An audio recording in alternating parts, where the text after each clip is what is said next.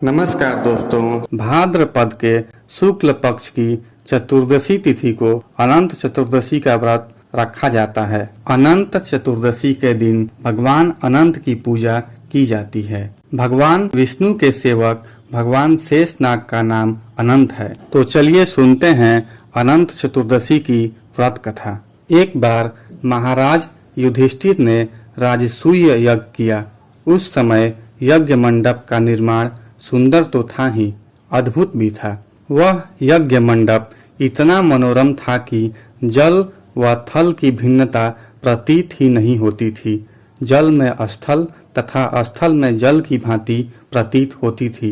बहुत सावधानी करने पर भी बहुत से व्यक्ति उस अद्भुत मंडप में धोखा खा चुके थे।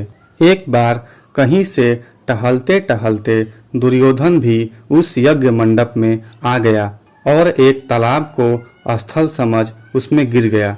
द्रौपदी ने यह देखकर अंधों की संतान अंधी कहकर उनका उपहास किया। इससे दुर्योधन चिढ़ गया। यह बात उसके हृदय में बाण समान लगी। उसके मन में द्वेष उत्पन्न हो गया और उसने पांडवों से बदला लेने की ठान ली। उसके मस्तिष्क में उस अपमान का बदला लेने के लिए विचार उपजने लगे। उसने बदला लेने के लिए पांडवों को ध्रुत क्रीड़ा में हराकर उस अपमान का बदला लेने की सोची। उसने पांडवों को जुए में पराजित कर दिया। पराजित होने पर प्रतिज्ञा अनुसार पांडवों को 12 वर्ष के लिए वनवास भोगना पड़ा। वन में रहते हुए पांडव अनेक कष्ट सहते रहे। एक दिन भगवान कृष्ण जब मिलने आए तब युधिष्ठिर ने उनसे अपना दुख कहा और दुख दूर करने का उपाय पूछा। तब भगवान श्री कृष्ण ने कहा, हे युधिष्ठिर, तुम विधि पूर्वक अनंत भगवान का व्रत करो। इससे तुम्हारा सारा संकट दूर हो जाएगा और तुम्हारा खोया हुआ राज पुनः प्राप्त हो जाएगा। इस संदर्भ में भगवान श्री कृष्ण ने उन्हें एक कथा सुनाई। प्राचीन काल में सुमंत नाम का एक नेक तपस्वी ब्राह्मण था। उसकी पत्नी का नाम दीक्षा था। उसकी एक परम सुंदरी, धर्मपरायण तथा ज्योतिर्मयी कन्या थी जिसका नाम सुशीला था। सुशीला जब बड़ी हुई तो उसकी माता दीक्षा की मृत्यु हो गई। पत्नी के मरने के बाद सुमंत ने कर्कशा नामक स्त्री से दूसरा विवाह कर लिया। सुशीला का विवाह ब्राह्मण सुमंत ने कौंडिन्य ऋषि के साथ कर दिया।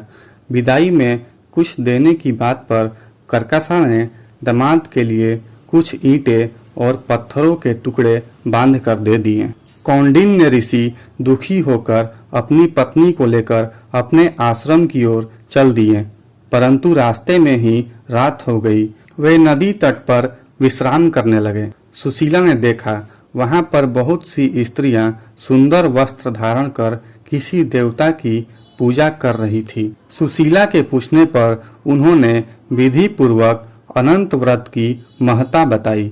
सुशीला ने वहीं उस व्रत का अनुष्ठान किया और 14 गांठों वाला डोरा हाथ में बांधकर ऋषि कौंडिन्य के पास आ गई। कौंडिन्य ने सुशीला से डोरे के बारे में पूछा तो उसने सारी बात बता दी। उन्होंने डोरे को तोड़कर अग्नि में डाल दिया। इससे भगवान अनंत जी का अपमान हुआ।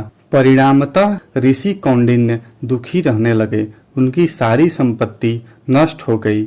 इस दरिद्रता का उन्होंने अपनी पत्नी से कारण पूछा तो सुशीला ने अनंत भगवान का डोरा जलाने की बात कही। पश्चाताप करते हुए ऋषि कौंडिन्य अनंत डोरे की प्राप्ति के लिए वन में चले गए।